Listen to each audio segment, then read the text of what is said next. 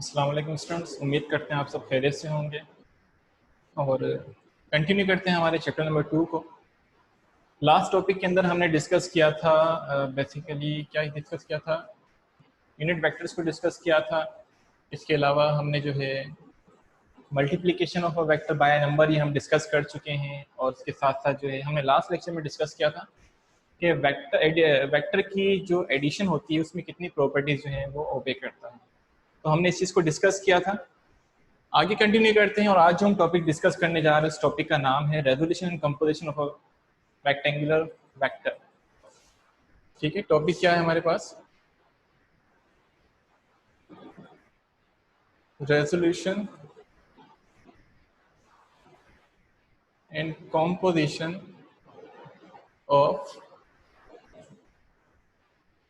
Rectangular components. ठीक है, आपने वेक्टर को रिजॉल्व भी करना है और वेक्टर को जो है आपने कंपोज भी करना है। तो रेजोल्यूशन एंड कंपोजिशन आज हम डिस्कस करेंगे। देख लो पहले ये टॉपिक है या नहीं है। जी हाँ, यही टॉपिक है। अच्छा, स्पेलिंग गलत हो गई है इसमें, रेजोल्यूशन। ठीक है, तो सबसे पहला सवाल आपसे, जो लास्ट टाइम मैंने आपको बताया था कि रेक्टेंगुलर कंपोनेंट्स क्या होते हैं उसके बारे में मुझे बताएं जी। What are the rectangular components of a vector? किसी वेक्टर के रेक्टेंगुलर कंपोनेंट्स क्या होते हैं? I am waiting for your answers.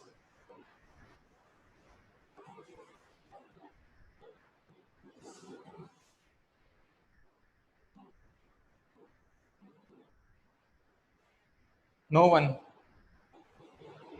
Recently, in the last lection, I have discussed about the rectangular components of a vector. We have defined जी, दो message आए हैं, किसके हैं? अरीच फातिमा कहती है। अच्छा, क्वेश्चन रिपीट करें बेटा। सवाल मेरा ये है कि रेक्टेंगुलर कंपोनेंट्स क्या है, इसको कैसे डिफाइन करें? उन्होंने कहा है, अरसलान चांडी कहते हैं components form vertically and horizontally on 90 angle. ठीक है, good. The parts of vector resolve into vertical and horizontal vectors are rectangular components. ठीक है बेटा, सही है। अब्बास रजा ने भी आंसर सही दिया है और अरसलान चांडी ने भी सही आंसर दिया है, गुड। मोहम्मद उस्मान कहते हैं 90 एंगल। 90 एंगल क्या बेटा? आप ये कह सकते हैं हर दो वेक्टर जो 90 के एंगल के ऊपर हो, ठीक है, किसी भी वेक्टर के कंपोनेंट, तो वो क्या कहलाएंगे? रेक्टेंगुलर कंपोनेंट्स कहलाएंगे। ठीक है, गुड। तो हम कंटिन्यू करते हैं टॉपिक का। Resolution and composition. यहाँ रेजोल्यूशन से मुराद जो है बेसिकली मीनिंग निकलती है टू मेक अ पार्ट। आपने उसको क्या करना है? पार्ट्स के अंदर डिवाइड करना है, स्प्लिट करना है, तोड़ना है। ठीक है, उसकी कैटेगरीज बनानी है। कंपोजिशन में क्या होता है? आपने वही पार्ट्स का क्या करना है? पार्ट्स की कलेक्शन करके एक ग्रुप बनाना है। ठीक है, जैसे आपको शायद लास्ट टाइम एक एग्जाम्पल दी गई थी छोटी सी, वो ये कि एक टी है। टी आप ये कह सकते हैं कॉम्पोजिशन है। अब हम क्या करते हैं, हम देखना चाहते हैं कि इस टी के अंदर उसके कितने पार्ट्स मौजूद है, इसमें कितने इंग्रेडिएंट्स मौजूद हैं। तो उसमें पत्ती होगी, चीनी होगी, मिल्क होगा और एक्सवाइजेड और दूसरे कंपोनेंट्स भी होंगे, तो वो उसके क्या कहलाएंगे? पार्ट्स कहलाएंगे।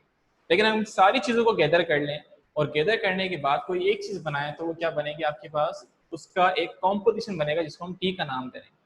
सिमिलरली हम किसी वेक्टर को, रेक्टेंगुलर कंपोनेंट्स को रिजॉल्व करना चाहते हैं या उसको जोड़ना चाहते हैं, उसको तोड़ना चाहते हैं या फिर उसको जोड़ना चाहते हैं, कंबाइन करना चाहते हैं, तो हम जो है इस टॉपिक के अंदर डिस्कस करेंगे।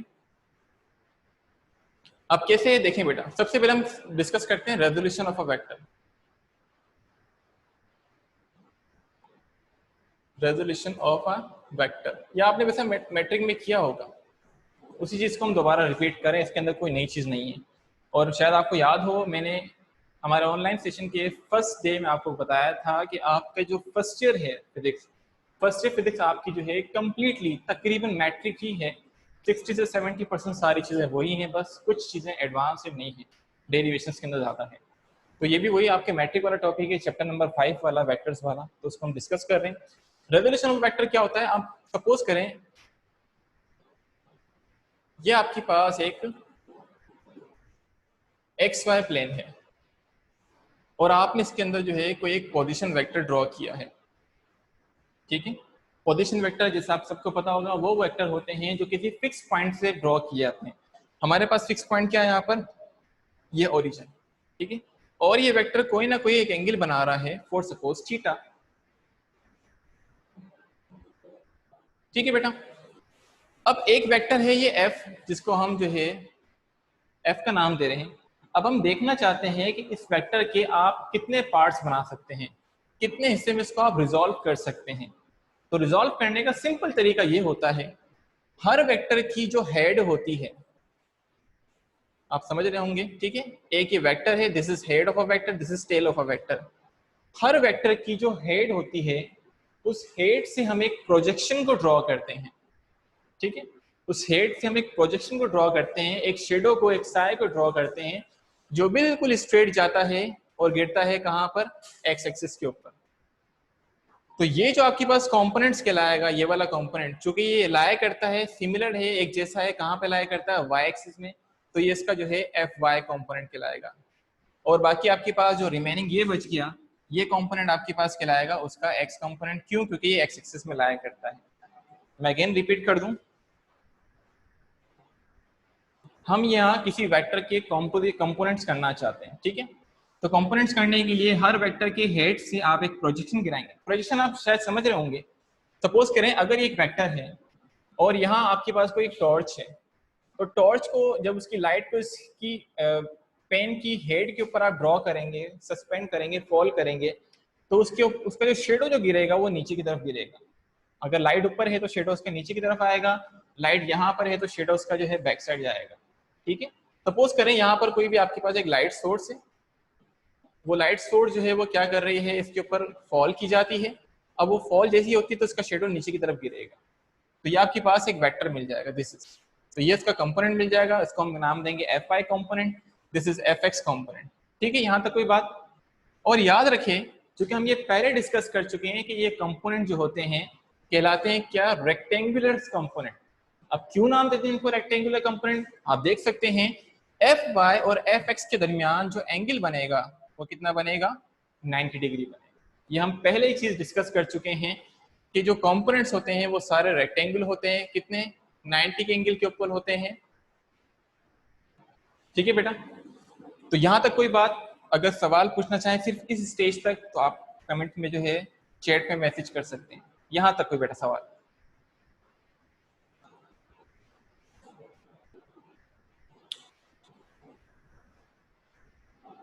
अच्छा नहीं है क्वेश्चन, चलो ठीक है, आगे मूव करते हैं। अब मुझे इस एफ वाई कंपोनेंट को कैलकुलेट करना है कि फॉर सपोज अगर ये एफ जो है, जो वेक्टर है वो 10 न्यूटन है, तो मैं देखना चाह रहा हूँ इसका एफ वाई कितना है। फॉर सपोज अगर ये एफ जो है वेक्टर वो 10 न्यूटन है और मैं देखना चाह रहा हूँ उसका एक्स कंपोनेंट कितना है, तो उसको आप कैसे कैलकुलेट करेंगे? उसको कैलकुलेट करने के लिए आपने कुछ जो है ट्रिग्नोमेट्रिक आइडेंटिटीज यूज करनी पड़ेगी। कौन कौन सी होती है हमारे पास? जैसे होती है हमारे पास कॉस थीटा, साइन थीटा और टेन थीटा। आप जानते हैं कॉस थीटा इक्वल होता है base over hypotenuse, sine theta equal होता है परपेंडिकुलर ओवर हाइपोटेन्यूज, और टेन थीटा इक्वल होता है परपेंडिकुलर ओवर बेस, ठीक है। तो ये बात आपने याद रखनी है, ट्रिग्नोमेट्रिक आइडेंटिटीज, हर आइडेंटिटी का एक स्पेशल पर्पस है, इसको किस तरह फाइंड करते हैं। जैसे अगर आपने एक्स कंपोनेंट फाइंड करना है तो आप यूज करेंगे कॉस थीटा, आपने वाई कंपोनेंट फाइंड करना है तो उसके लिए आप यूज करेंगे साइन थीटा। टेन थीटा आप कहाँ यूज करते हैं? टेन थीटा हम यूज करते हैं, जी कौन बताएगा टेन थीटा कहाँ यूज करेंगे?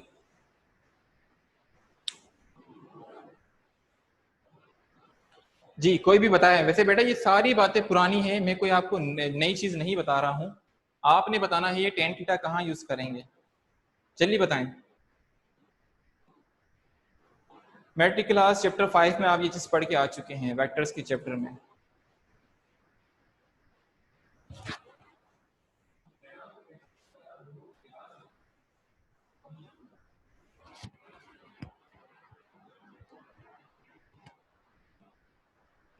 जी अशद कहते हैं to find the angle, good बेटा।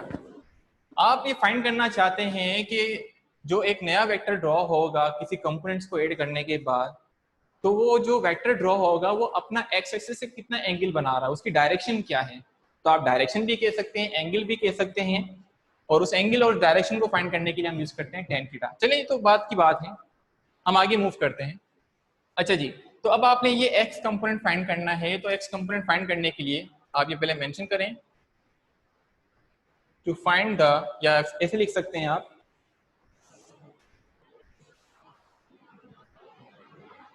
For x component, x component के लिए आप क्या यूज करेंगे, कॉस थीटा। ठीक है, जैसे कि आप जानते हैं कॉस थीटा इक्वल होता है बेस ओवर हाइपोटेन्यूज के। अच्छा बेटा, अगर मैं इसी ट्राइंगल को, इसी रेक्टेंगल को जो है, सॉरी ट्राइंगल, रेक्टेंगल को जो है, आई एम सॉरी, ट्राइंगल को जो है, जो कि रेक्टेंगुलर ट्राइंगल है, उसको मैं अगर यहां बना देता हूं, दिस इज, ठीक है, ये आपके पास F Y, this is F X, this is F vector, और यहाँ पर कुछ ना कुछ एंगल बन रहा है जो कि थीटा है। आप देख सकते हैं जो ये एक्स कंपोनेंट है वो कहलाता है बेस, वाई कंपोनेंट है वो कहलाता है परपेंडिकुलर, और जो बेस और परपेंडिकुलर के बिल्कुल सामने होता है उसे हम कहते हैं हाइपोटेन्यूज। याद रखिएगा बेटा, जहां एंगल बनता है उसे हम बेस का नाम दे रहे हैं, एंगल के सामने वाली साइड को हम परपेंडिकुलर कहते हैं, और एंगल और सॉरी परपेंडिकुलर और बेस के सामने वाली जो साइड होती है उसको हम हाइपोटेन्यूज का नाम देते हैं। तो इस फिगर को आपने अपने जहन में रखना है, और ताकि हम इसको यहाँ सॉल्व कर सकते हैं। आप लिखिए कॉस थीटा, ठीक है, बेस किसके इक्वल है बेटा, बेस इक्वल है एफ एक्स के, हम यहाँ सब्स्टिट्यूट कर देंगे एफ एक्स। हाइपोटेन्यूज क्या है, क्योंकि हमारे पास फॉर्मूले में हाइपोटेन्यूज है, हाइपोटेन्यूज हमारे पास एफ वेक्टर है जिसको हम ओरिजिनल वेक्टर भी कहते हैं, आप इसकी जगह पे ओरिजिनल का वर्ड भी यूज कर सकते हैं। ठीक है, अब चूंकि आपको ये एफ एक्स वेक्टर फाइंड करना है, एफ एक्स वेक्टर यहाँ पर है, एफ से डिवाइड हो रहा है, तो आप क्या करेंगे, इस एफ को यहाँ से उठाकर शिफ्ट कर देंगे वहां पे, यहाँ डिवाइड हो रहा है वहां जाके वो मल्टीप्लाई करेगा, तो एफ एक्स आपके पास मिलेगा एफ कॉस थीटा। ठीक है, यह आपके पास उस एक्स कंपोनेंट को फाइंड करने का फॉर्मूला आ जाता है, जिसमें फॉर्मूले में क्या है ये तो आपने फाइंड करनी है। एफ वेक्टर आपको जो कि ओरिजिनल वेक्टर है वो गिवन होगा, और आपको ये पता होना चाहिए कि ओरिजिनल वेक्टर का एंगल कितना बन रहा है, उसकी मदद से आप बता सकते हैं कि इसका एक्स कंपोनेंट कितना होगा। ठीक है, ये तो था आपके पास एक्स कंपोनेंट फाइंड करने के लिए। अब हम वाई कंपोनेंट को फाइंड आउट करेंगे। तब तक अगर आपको इसमें सवाल करना चाहें तो चैट पे मैसेज कर दें, अगर सवाल नहीं है तो इट्स ओके, और इसका स्क्रीनशॉट लेना चाहें तो स्क्रीनशॉट ले सकते हैं।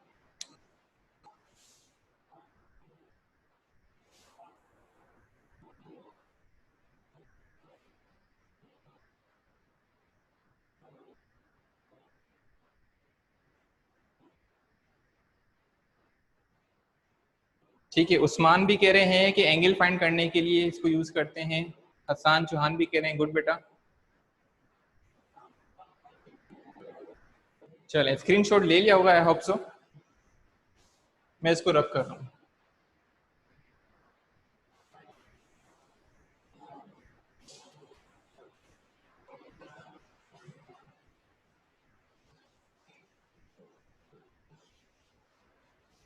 चलिए जी, अब देखें, अब हमने y कंपोनेंट फाइंड करना है। सपोज करें हमने fx तो फाइंड कर चुके हैं, अब अपने ये y कंपोनेंट फाइंड करना है, जो कि y कंपोनेंट में क्या लाया करता है आपके पास परपेंडिकुलर, और आपको गिवन क्या है हाइपोटेन्यूज।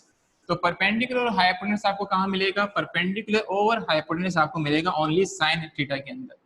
तो आप क्या करेंगे, कॉस को यूज करने की बजाय, टेन को यूज करने की बजाय आप यूज करेंगे साइन थीटा। तो आप यहाँ मेंशन करें फॉर y कंपोनेंट के लिए आप क्या यूज करेंगे, साइन थीटा। ठीक है, sine theta which is equals to perpendicular over hypotenuse. We know that here in the triangle perpendicular which is equals to fy and hypotenuse which is equals to, or we can say f vector. We have to find the fy component. Here f is dividing, जब उसको यहाँ से यहाँ switch करेंगे तो उसको multiply कर देगा, आपके पास सिंपली आंसर आएगा F Y is equals to F sine theta. ठीक है, कोई नई बातें नहीं है बेटा, सारी वो पुरानी बातें हैं जो हम मैट्रिक क्लास में डिस्कस करके आ चुके हैं। तो अच्छा बेटा, आपने कैमरा जो है ना वो बंद कर दे काजिम रजा। अच्छा, मरियम कहती हैं सर यू हैव नॉट। बेटा मैं कुछ बिजी था 2-3 दिन से, इंशाल्लाह आज जो है अपलोड कर दूंगा आपकी प्रीवियस 2 लेक्चर्स और आज की भी इंशाल्लाह। ठीक है, सॉरी फॉर इनकन्वीनियंस। इंशाल्लाह ये तीनों जो लेक्चर्स हैं आपको यूट्यूब पे मिल जाएंगे। Thank you. अच्छा जी, तो x कंपोनेंट हम फाइंड कर चुके हैं, y कंपोनेंट फाइंड आउट कर चुके हैं। आज का टॉपिक का जो आधा हमारे पास जो ये है जिसको हम कहते हैं resolution composition of a vector, तो रेजोल्यूशन वाला हम जो है वो कंप्लीट कर चुके हैं। अब हम फाइंड करेंगे कंपोजिशन ऑफ अ वेक्टर वाला टॉपिक। ठीक है, या उसको हम सॉल्व करने की कोशिश करेंगे, समझने की कोशिश करेंगे ये क्या। मैं इसको रब कर रहा हूँ बेटा। सपोज करें अब आपके पास एक x कंपोनेंट है, ठीक है, विच इज दिस वन। एक y कंपोनेंट है विच इज दिस वन। और ये कहाँ लाया करते हैं, ये लाया करते हैं एक्स वाई प्लेन के अंदर। एक्स वाई प्लेन का दूसरा नाम क्या है, 2 डायमेंशनल प्लेन, या जिसका ऑफिशियली मैथमेटिक्स में जो मैथमेटिकल लैंग्वेज में जो नेम है उसका वो क्या है, कार्टेशियन कोऑर्डिनेट प्लेन। ये मैंने किसी लेक्चर में आपको ये सारी बातें पहले बताई थी। ठीक है, आपने भूलनी नहीं है सारी बात। तो प्रॉब्लम के बारे में बेटा मैं डिस्कस करता हूँ अरीश फातिमा। ठीक है, सपोज करें आपके पास एक वेक्टर है एफ एक्स। अच्छा, जरूरी नहीं कि एफ वेक्टर हो, आप उसको कोई भी नाम दे सकते हैं। दिस इज सी एक्स, या फिर इसको आप नाम देते हैं जेड एक्स, ठीक है, और जेड वाई। ये 2 कंपोनेंट आपके पास किसी दो जो है जेड वेक्टर के कंपोनेंट दिए हैं, आपने इसकी कॉम्पोजिशन करनी है। ठीक है, हम सब जानते हैं कॉम्पोजिशन जो होती है वो वेक्टर्स जो कोई रेक्टेंगुलर कंपोनेंट्स कहलाते हैं उनका मजमुआ होता है, कलेक्शन होती है, गैदरिंग होती है। तो आप इसको कैसे सॉल्व करेंगे, आप क्या करेंगे, देखिए बेटा, इसको रिजॉल्व करने के लिए आप सपोज कर लें मैं इस वेक्टर को यहां से स्विच करके यहां ला सकता हूं। ये जो आपके पास जेड वाई कंपोनेंट है किसी वेक्टर का, और ये जो आपके पास जेड एक्स कंपोनेंट है, क्या मैं इसको यहां से यहां स्विच कर सकता हूं जेड एक्स वाले को। मेरा अगर आप क्वेश्चन समझ चुके हैं तो चैट के अंदर मुझे बताएं यस और नो। इस जेड एक्स कंपोनेंट को क्या मैं यहां से उठा के यहां रख सकता हूं, और अगर रख सकता हूं तो क्यों रख सकता हूं, रीजन। उस्मान कह रहे हैं यस सर, लेकिन वजह बताएं।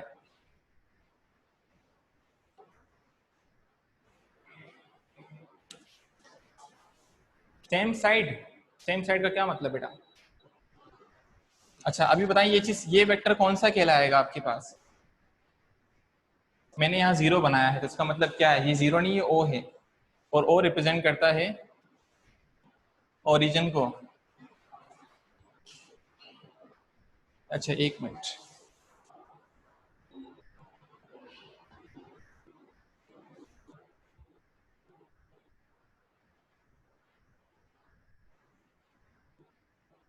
Sir because direction would be same, Mariam कहती हैं। अरसलान कहते हैं ओरिजिन, ठीक है ये sir for vector addition through head to tail rule. Farhan कहते हैं सही है। उस्मान कहते हैं same direction, same magnetic direction, ठीक है अरीज ने कहा है। और हरम कहते हैं सर बिकॉज इफ वी, आगे तो बोलो। प्रीवियस जो 2-3 आपके पास जो चैट्स आई हैं, जो आपके दोस्तों ने जो आंसर्स दिए हैं वो बिल्कुल सही हैं। आपके पास अभी ये वेक्टर कहलाएगा पोजीशन वेक्टर, बिकॉज इस वेक्टर को किसी एक फिक्स पॉइंट से बनाया गया है। आप किसी भी पोजीशन वेक्टर को फ्री वेक्टर बना सकते हैं बशर्ते कि आप उसकी मैग्नीट्यूड और उसकी डायरेक्शन को सेम रखें। ऐसा ना हो कि आप उसको उठा के यहां से यहां तो ला रहे हैं, माना कि डायरेक्शन सेम है लेकिन आपने यहाँ पे क्या कर दिया, उसकी मैग्नीट्यूड को इंक्रीज कर दिया। ठीक है, ऐसा ना हो कि मैग्नीट्यूड सेम है लेकिन आपने उसकी डायरेक्शन को चेंज कर दिया। आप किसी भी वेक्टर को जो कि पोजीशन वेक्टर अभी है उसको एज फ्री वेक्टर बना सकते हैं बशर्ते कि उसकी मैग्नीट्यूड और उसकी डायरेक्शन सेम रहे। ये रूल, ये प्रिंसिपल, ये लॉ आपने याद रखना है एनी हाउ। और दूसरा जो है आप जो कह रहे हैं वेक्टर एडिशन का जो लॉ है जो कि हेड टू टेल रूल है उसको ओबे करने के लिए आप ऐसा भी कर सकते हैं। ठीक है, तो मैं क्या करता हूँ, चलो इसको थोड़ा जूम कर लेते हैं, बड़ा बना लेते हैं। सपोज करें आपके पास एक Z component, Z Y component है, इसको स्विच करके यहाँ ला सकते हैं, इसको स्विच करके यहाँ ला सकते हैं। अगर मैं इसको स्विच करके यहाँ लाता हूँ तो आप देखें इस जेड वाई कंपोनेंट का जो अमाउंट है, जो मैग्नीट्यूड है वो सेम है, साथ साथ उसकी डायरेक्शन भी सेम है। तो अब जब इसको स्विच करके यहां से यहां लाया गया तो हम यहां देख सकते हैं कि एक कंपोनेंट के वेक्टर की हेड दूसरे कंपोनेंट के वेक्टर की टेल से मैच कर रही है, जो कि शो कर रहा है कि यहाँ पर एक रूल जो है वो फॉलो किया जा रहा है जिसका नाम है हेड टू टेल रूल या हेड टू टेल मेथड भी कह सकते हैं। इसके मुताबिक अब आपके पास एक रिजल्टेंट मिलना है। वो रिजल्टेंट कहाँ होगा? वो रिजल्टेंट इस तरह होगा, देखें फर्स्ट वेक्टर की टेल से लेके लास्ट वेक्टर की हेड तक आपने एक लाइन ड्रॉ करनी है जो शो करेगा ये इसका क्या कहलाएगा, रिजल्टेंट वेक्टर आर या जेड, जो भी आप नाम देना चाहें। ठीक है,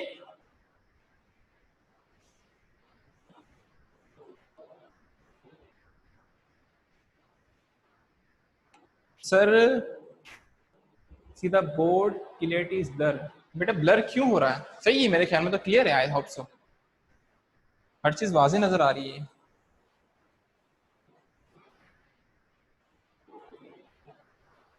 चलें, आप क्लियर है? चलें जी। तो अगर आप इसको स्विच करके यहां लाते हैं तो भी आपके पास रिजल्टेंट यही मिलना है, या फिर अगर आप देखें मैं इसी फिगर को सेम बनाता हूं, ये आपके पास जेड वाई कंपोनेंट है या आपके पास जेड एक्स कंपोनेंट है। ठीक है, अगर आप इसको स्विच करके यहां लाते हैं कोई भी इशू नहीं है, नो प्रॉब्लम। फर्स्ट वेक्टर की टेल से लेके लास्ट वेक्टर की हेड तक एक लाइन ड्रॉ करेंगे और आपने एक उसको एरो हेड देना है। अगर आप देखें इस वेक्टर को और इस वेक्टर को, पहले हमने इस सिचुएशन में y को स्विच किया था और इस सिचुएशन में हमने x को स्विच किया है, लेकिन रिजल्ट के अंदर आपके पास दोनों का आंसर क्या आ रहा है? सेम आ रहा है। क्योंकि हम सब जानते हैं कि आप a प्लस बी करें या b प्लस ए करें, ये क्या कहलाता है, कौन सी प्रॉपर्टी कहलाती है? मैसेज। चलिए बताएं, आप a में b ऐड करें या b में a ऐड करें, ये क्या कहलाएगा? कम्यूटेटिव। जी बेटा गुड, अब्बास रजा, कम्यूटेटिव प्रॉपर्टी कहलाती है। इसका मतलब ये है कि ये वेक्टर एडिशन जो है, जी बेटा सही है आंसर, उस्मान भी कह रहे हैं, गुड बेटा गुड, सही है। ठीक, तो इस सूरत में आपके पास ये क्या मिलेगा आपको? रिजल्टेंट वेक्टर, और ये रिजल्टेंट वेक्टर की मैग्नीट्यूड कुछ ना कुछ ये होगी और ये कुछ ना कुछ एंगल बना रहा होगा एक्स एक्सिस के साथ। ठीक है, तो अब आपने इसकी मैग्नीट्यूड को फाइंड आउट करना है। इसकी मैग्नीट्यूड को आप किस तरह फाइंड आउट करेंगे? इसके लिए एक अलग मेथड है, वो क्या है? अच्छा ये मैं मिटा रहा हूँ, इधर लिखा हुआ है हेड टू टेल रूल, आप नोट कर लीजिएगा। अब आपने क्या करना है, क्योंकि अब ये ट्राइंगल जो है ना, जो कि ये है Z Y component, this is Z X component and this is Z component. हम जानते हैं ये कुछ ना कुछ एंगल बन रहा है, एंगल के सामने वाला परपेंडिकुलर कहलाता है, जहां एंगल बनता है वो बेस कहलाता है, और बेस और परपेंडिकुलर के बिल्कुल फ्रंट पे क्या कहलाता है? हाइपोटेन्यूज कहलाता है। ठीक है, तो अब आपने ये फाइंड करना है, जो कि ये तो कंपोनेंट्स आपके पास गिवन है। इससे पहले वाले टॉपिक में आपको ओरिजिनल गिवन था और कंपोनेंट फाइंड करने थे। अब सिचुएशन में आपको कंपोनेंट्स गिवन है, ओरिजिनल फाइंड करना है। तो इसके लिए आप क्या यूज करेंगे? Pythagoras theorem. पाइथागोरस थ्योरम क्या होता है? हाइपोटेन्यूज का square which is equals to base square and which is plus perpendicular square. You have to find the hypotenuse which is known as z square। Base कितना है बेटा? z base आपके पास Z X square, perpendicular कितना है? Z Y square. क्योंकि आपको Z square नहीं, आपको only and only Z find करना है, तो आप क्या करेंगे? आप क्या करेंगे, यहाँ पर दोनों तरफ क्या ले लेंगे? स्क्वायर रूट, जिसको हम रेडिकल कहते हैं। इस स्क्वायर से रेडिकल कैंसिल, यहाँ बचेगा z और यहाँ बचेगा आपके पास Z X square plus Z Y square, और यही आपके पास जो है नजर आ रहा होगा आप सबको, कॉम्पोजिशन ऑफ रेक्टेंगुलर कंपोनेंट्स का फॉर्मूला बन जाता है। मैं अगेन बेटा देखें, बार बार वही कह रहा हूं, मैं कोई नई बात आपको नहीं समझा रहा। मैट्रिक वाली बातें हैं, अगर आपको फर्स्ट ईयर की बुक में से ये कुछ भी समझ में नहीं आ रहा है, मैट्रिक की बुक उठा लें, इसमें कोई जाप नहीं है, कुछ भी नहीं है, आप वहां से सीख सकते हैं, पढ़ सकते हैं। क्वेश्चन कहीं से भी हो सकता है, टॉपिक सारे वही हैं आपके पास। ठीक है, तो ये आपके पास कॉम्पोजिशन फाइंड करने के लिए फॉर्मूला है। इसमें एक चीज और है, वो क्या है, यहाँ स्पेस हमारे पास है।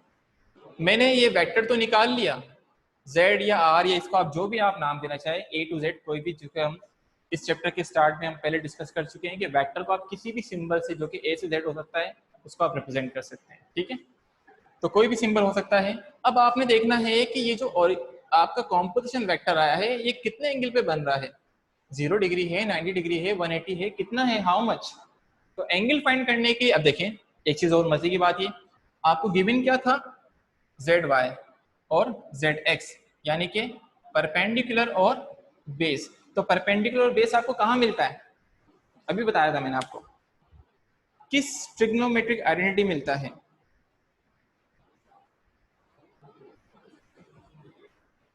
10 में, गुड बेटा, सही है। अब्बास ने भी कहा है, आयजा ने भी कहा है, गुड। टेन थीटा में हमें मिलता है, तो हम क्या यूज करेंगे, tan theta which is equals to perpendicular over base. We know that perpendicular here is zy component, this is zx component। Vector की सिंबल दे दें। अच्छा, अगर इसमें इस तरह लिखना चाहूँ, टेन थीटा इक्वल्स टू, नजर आ रहा है आपको, चलिए इसको इसको यहाँ तक नोट कर लें, फिर मैं नए सिरे से नए बोर्ड पे लिखता हूँ। स्क्रीनशॉट ले लें बेटा जल्दी से।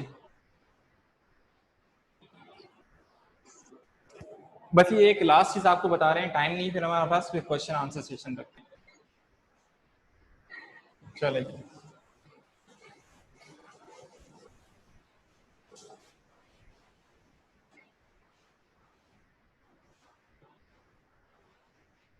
तो टेन थीटा हमारे पास क्या है, अच्छा यहाँ लिख लें, पहले मेंशन कर लें, for calculation of angle we know that we will use tan theta which is equals to perpendicular over base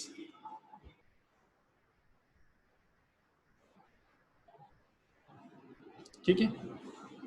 perpendicular क्या था हमारे पास, जेड वाई कॉम्पोनेंट, बेस क्या है, जेड एक्स कॉम्पोनेंट। आपने थीटा फाइंड करना है, ना कि टेन थीटा फाइंड करना है, तो टेन को आप डिवाइड करेंगे, Z Y divide by Z X. Tan जब डिवाइड होगा तो कहाँ आएगा, डिनोमीटर में आ जाएगा। 10 के पावर 1 है, तो जब वो ऊपर जाएगा तो 10 क्या हो जाएगा, 10 इनवर्स हो जाएगा। ये हो जाएगा 10 inverse Z Y over Z X. इस सिंपल से फॉर्मूले की मदद से आप किसी भी कॉम्पोजिशन वाला जो है, जो वेक्टर जो बनेगा, रिजल्टेंट जो बनेगा, उसका एंगल फाइंड कर सकते हैं कि ये कितना एंगल बना रहा है। ठीक है बेटा, आज के लेक्चर में ये दो बातें ही थी। कल जो इंशाल्लाह हम डिस्कस करेंगे वो आपके लिए बिल्कुल नई चीज़ है।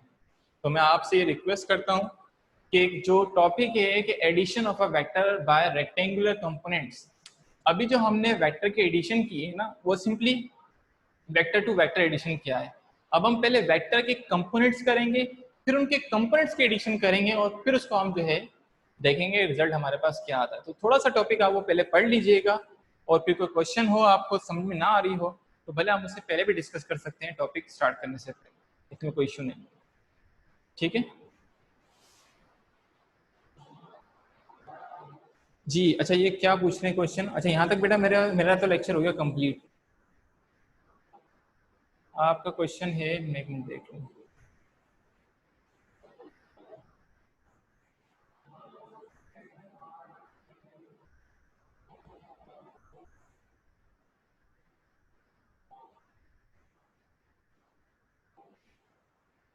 जी बेटा, जेड एक्स स्क्वायर और जेड वाई स्क्वायर जो अभी हमने देखा था ना, ये Z square is equals to Z X square plus Z Y square, यहाँ रेडिकल ले लिया, यहाँ भी रेडिकल ले लिया, ये तो कैंसिल हो रहा है, लेकिन ये नहीं होगा। क्यों, याद रखिएगा, जब भी आपके पास रेडिकल के अंदर कोई प्लस या माइनस की साइन होगी, तो वो कैंसिल में नहीं आएगा, काउंट नहीं किया जाएगा। रेडिकल में अगर कोई मल्टीप्लाई वाली साइन है, for example X square Y square, तो एक्स स्क्वायर के रेडिकल इसका कैंसिल और वाई स्क्वायर से रेडिकल इसका कैंसिल, सिंपली आपके पास बचेगा एक्स वाई। क्योंकि यहाँ पे कोई प्लस और माइनस की साइन नहीं, यहाँ पे मल्टीप्लीकेशन साइन है, तो इसको कैंसिल कर सकते हैं, प्लस या माइनस वाला कैंसिल नहीं कर सकते। फरहान, अगर आपको ये क्लियर हो गया है, फरहान अली टालपुर, तो आप मुझे यस बता दीजिएगा।